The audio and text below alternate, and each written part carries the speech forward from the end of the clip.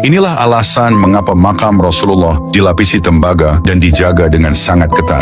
Peristiwa ini terjadi pada tahun 557 Hijriah. Malam itu Sultan Nuruddin Mahmud Zengi, seorang pemimpin dan pahlawan besar dalam sejarah Islam, bermimpi bertemu dengan Rasulullah dalam tidurnya. Dalam mimpi tersebut, Rasulullah menunjuk ke arah dua orang pria berambut pirang dan berkata, "Wahai Mahmud, selamatkan aku dari dua orang ini." Seketika Sultan terbangun.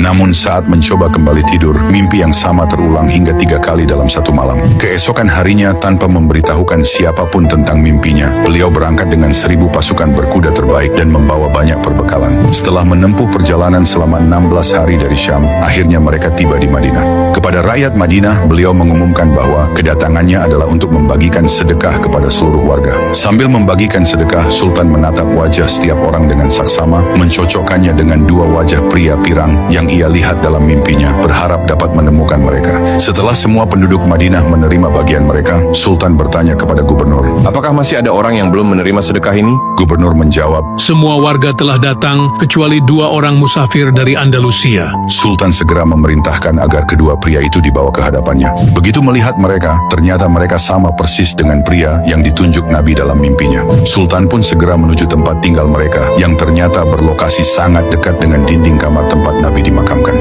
Saat memasuki kamar tersebut, tanpa sengaja beliau menginjak sebuah karpet yang mencurigakan. Ketika dibuka, ternyata terdapat sebuah lubang besar yang ditutupi kayu. Lubang itu adalah terowongan bawah tanah yang digali dan mengarah langsung ke makam Rasulullah. Akhirnya, kedua pria itu tidak bisa mengelak. Mereka mengaku sebagai mata-mata tentara salib yang ditugaskan untuk mencuri jasad Rasulullah. Motivasi utama mereka adalah membawa jasad Rasulullah ke Eropa sebagai pukulan psikologis dan spiritual bagi umat Islam yang saat itu sedang berperang melawan pasukan salib. Sultan Nuruddin kemudian menjatuhkan hukuman mati kepada kedua pria tersebut. Selanjutnya, beliau memerintahkan pasukannya untuk menggali parit yang sangat dalam, mengelilingi seluruh area kamar makam Rasulullah hingga mencapai lapisan air tanah paling bawah.